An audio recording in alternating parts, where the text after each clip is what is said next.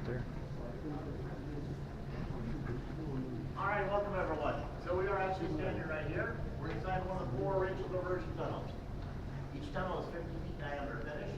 They're roughly 4,000 feet long, and it took almost 2 years to blast out of solid bedrock. The initial purpose of the diversion tunnels was to move the river away from the project during construction. It would have been difficult for concrete to move the river. To move the river, they put in what's called a coffer dam. There's 2 sections. The upper dam that pushed the river into the tunnels and around, while the lower section stopped the river from backing up into the area.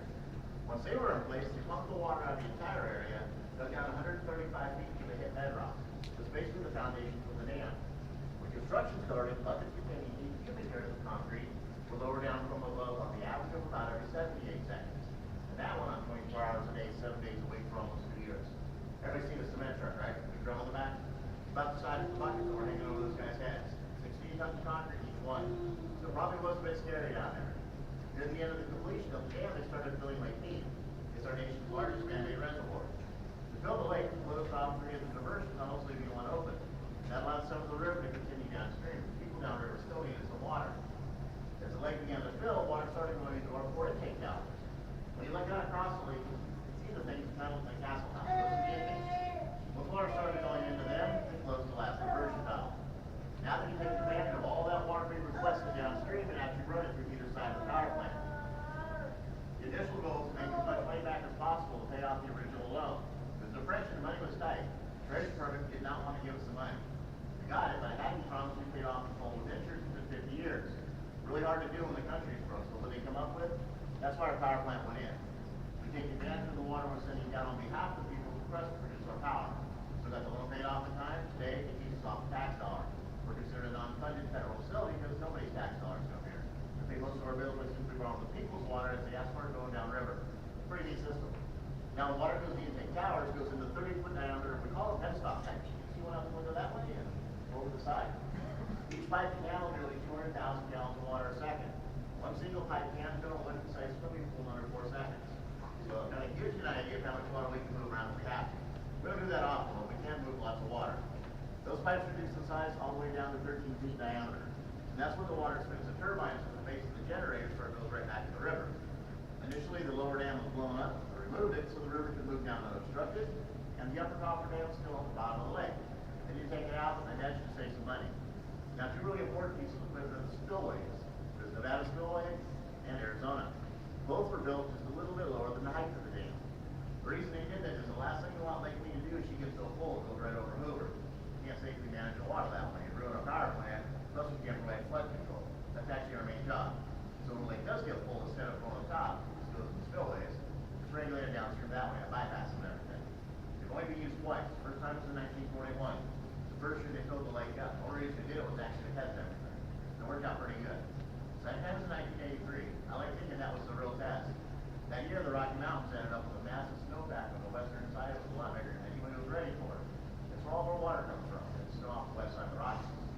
Spring and early summer, the river just got out of control. It only killed you shy of 7 feet from going over.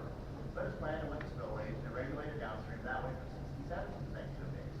Doing that saved a lot of property damage downriver, but most importantly saved lives. Going back to the liability dam for flood control. So far so good. Alright guys, that wraps up this part. I'm going to get back to the elevators. Don't freak out if you don't get the same one as your friends and families. We got 2 going up, we just don't fit into 1. I got it split. It's no big deal. So let me get up front and off we go.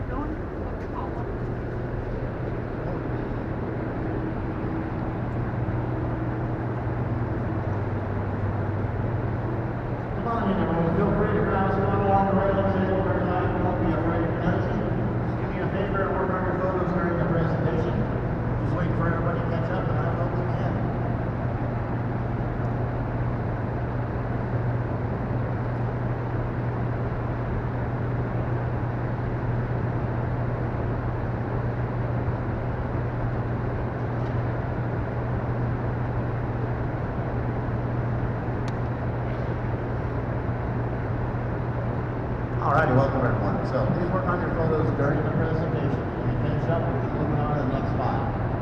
On behalf of the Bureau of Reclamation, welcome to the Nevada side of the power plant. If you look the length of the room, you'll see 8 commercial generators. There's 8 big ones on the Nevada side, 9 more across the river in Arizona. Each one stands approximately 70 feet tall. From the view, you only see the top 30, the rest is below the floors. The turbine that spins the rotor assemblies at the base down on each hole. Each generator spins at 180 RPM. They're capable of producing up to 130 megawatts of power. Currently, that's enough to supply between 64 to 65,000 homes instantaneously. So looking down at Nevada 1 running, that's going to about 65,000 homes. If we have the demand for water downriver to go fully online, which is rare, full output for the entire facility is just over 1 million homes. Not a very big power plant. We're just a propane dam that sells a little bit of power. If you look down inside the railings, you'll see the brown object embedded in the floor. That's one of our cheap melting water wheel type generators. There's one in each wing. Each of these produce 2.4 megawatts of what we use for the in-house power here at the dam and the surrounding buildings. It was also the first generator to come online back in 1936. Before that, we're getting our power from San Bernardino, California. Now, for some heavy lifting, what should we do? If you look up, you'll see our beloved American flag proudly displayed in front of our first P&H mobile bridge crane. Its sisters parked almost all the way down the end. They're mobile because they can move along those tracks in the walls. Each crane can lift up to 300 tons. If you're curious how much that is, the Statue of Liberty in New York Harbor only weighs 225 tons. So they can move some pretty big stuff. When they move a rotor assembly, we use both of the cranes at the same time. We call it super crane. It has a 600-ton capacity, which is needed. Depending on the model of the rotor, they can run anywhere from just under 540 to just over 600 tons. 600 tons is a lot of weight. That's roughly between 50 and 60 modern-day school buses. If you take a moment to look at the floors we're standing on, you'll see some of the beautiful and original Art Deco terrazzo marble. The marble was put in for our guests, which is you guys, between 1936 and 37 by the Martina family at a cost of only about $60,000. Pretty amazing deal even back then. It's 3.5 inches thick and covers 121,000 square feet of the power plant floors and other parts of the facility. If you try to remodel today, you can find the materials that be easily in the millions. Now, the inlays themselves were designed by a man named Alan Chubber True, who specialized in Southwest art. He was invited to the project to bring that thing to our facility. I know we're the first, and I think only, Southwest Native American modern art deco themed power plants. That large circular inlay on the main floor represents water moving through a turbine. We have a small one in the corner, it looks more like a toaster, is an electrical outlet for power. So there's water and power. What the dam provides us all. Lastly, if you look over your shoulder towards the rear of the room, you're looking back towards Lake Mead. And between the lake and us is the Hoover Dam. It is right on the other side of that power plant wall. At this level, we have 450 feet of concrete between us and the reservoir. There's close to 350 feet of water above our heads, over there on the lake side. The dam stands 726 feet tall. It's nearly a quarter of a mile wide across at the top. It's only 45 feet deep up there by the road. But sloping down there to the thickness at the base, it's a massive 660 feet. And that's about 10 feet longer than the giant bay we're in now. All right, everyone, that wraps up this part. Everybody with the red, white, and blue wristbands. May I see your hands? Excellent. Eric's waiting on you. You're taking a tour right over there. My friends with the blue wristbands, take up what you just said. And make sure Eric gets it. Start heading back to get you upstairs. Mostly, well, thank you for coming today. Have a good time in Las Vegas.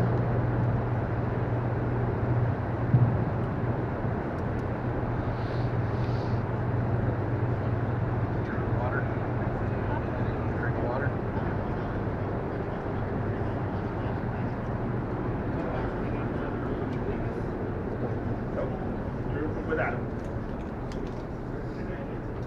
Everybody in the wristbands, come on in, guys. Nope, you're with Adam.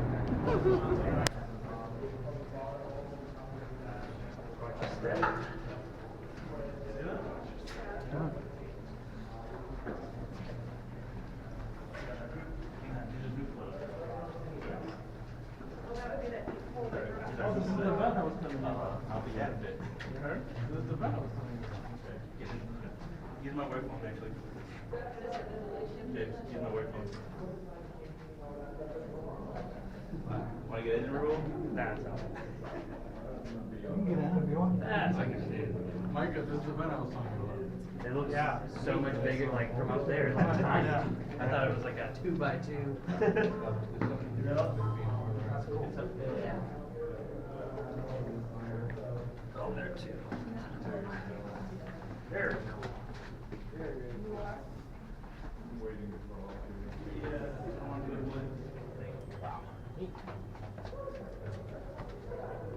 My phone's getting service. I've got dings going off. Oops, I'm sorry. Awesome. Really nice. Oh, that's a good spot for your water bottle. Yeah, so I don't break it. I'm not doing that.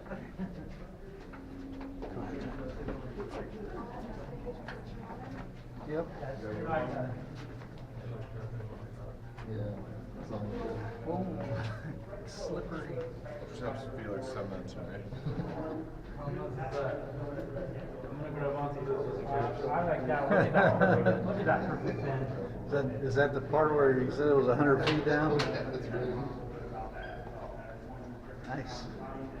This is where they filmed that movie with Harrison Ford. He jumps off. Is that really? No, I'm kidding. Hey, big man.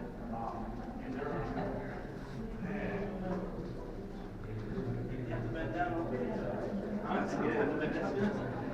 No. Slightly. I thought it was like 2 feet. I don't think it was.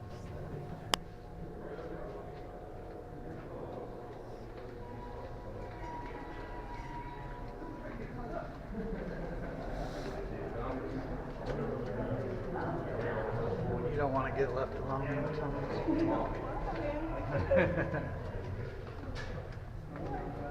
things to do. See the worm? Oh, yeah. He's talking about.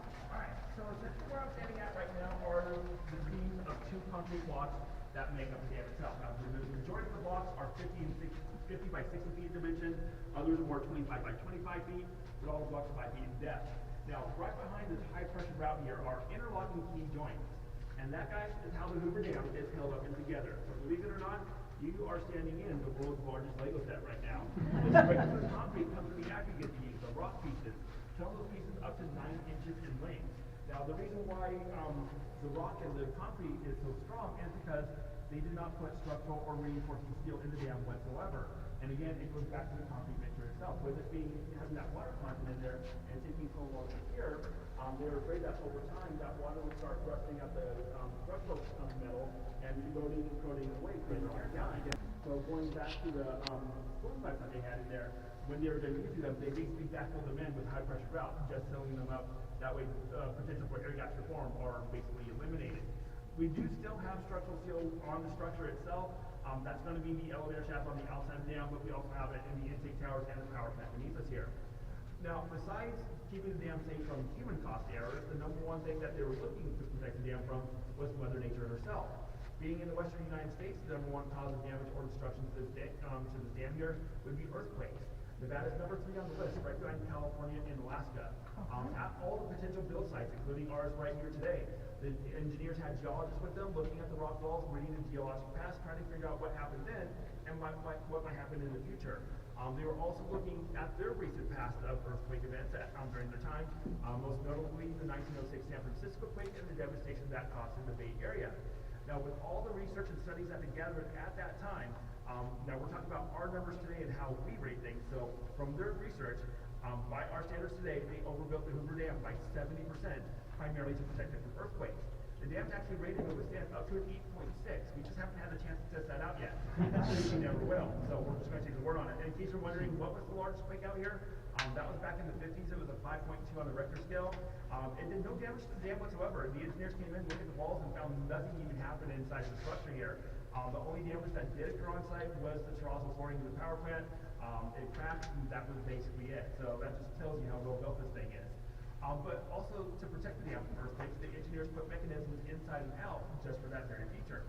Going back to these seams right here, all the seams between all the concrete blocks within the structure are expansion joints. So all the blocks within the interior of the dam are actually designed to move about. That way they don't damage or destroy themselves when they are actually moving. Now, let me ask you guys this. Does anyone feel any movement right now like you're on a boat or a ship? Like you feel a little bit of a rocking motion? No. If you feel that motion, you're not going crazy because here's why.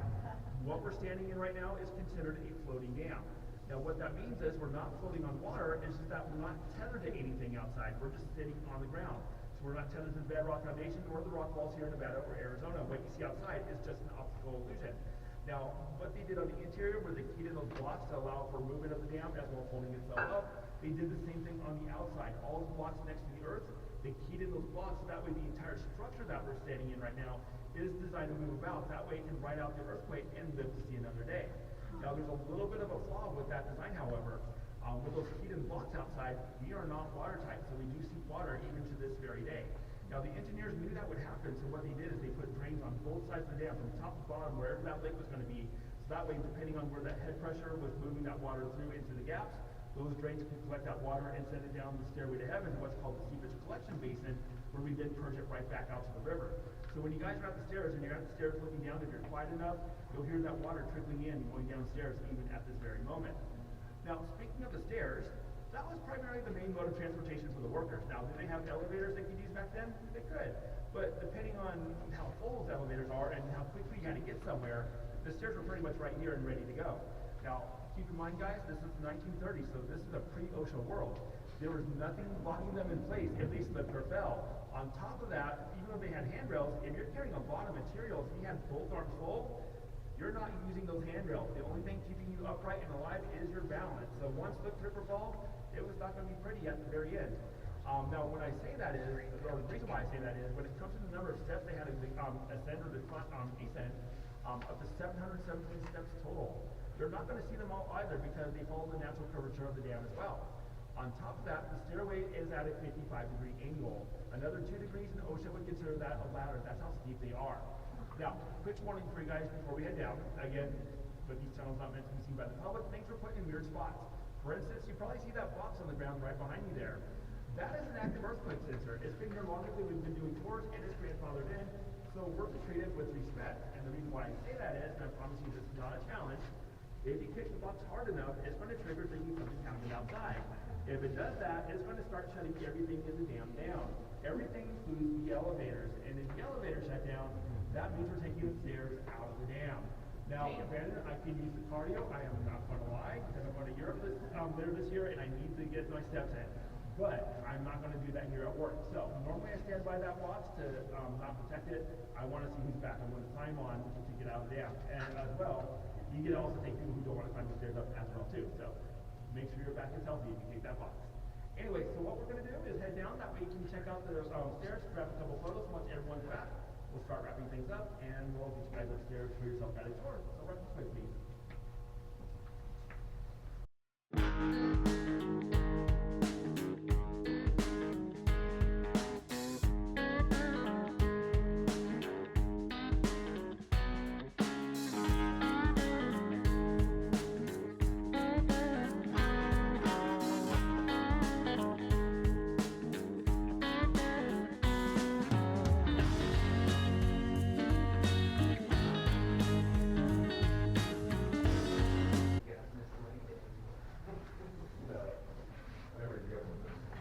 If you want, I can keep the boxes we have leg day. I'm just kidding. Trust me, I don't want leg day either. Let's do it. Yeah, man. No, I'm not even going to do it on my own time. If I'm going to do it, I'm going to be at the gym and listening to music with some AC. But just think, you're getting paid to do it right now. Yeah. Yeah, but the paperwork. I get paid regardless. But I bet the paperwork would be a lot, right? Paperwork, yeah. See, that's the thing, paperwork, you know? Most of the labor is unskilled, right? I mean, just Pretty much, yeah. Because it was the depression. They were just looking for money to work. Yeah. fuels, yeah. Yep.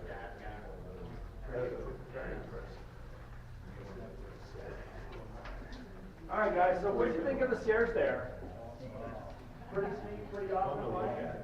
So, we actually have another set of stairs here in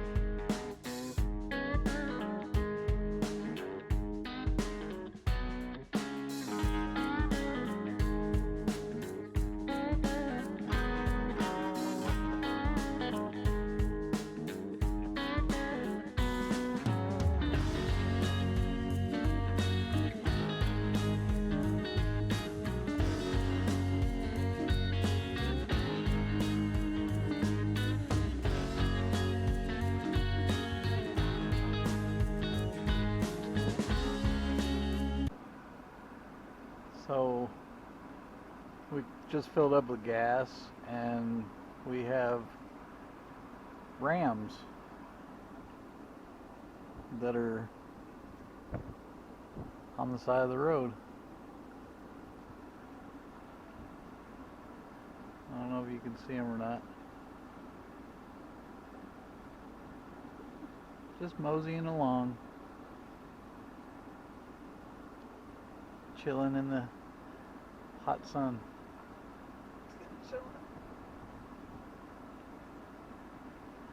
That one's a little bitty one.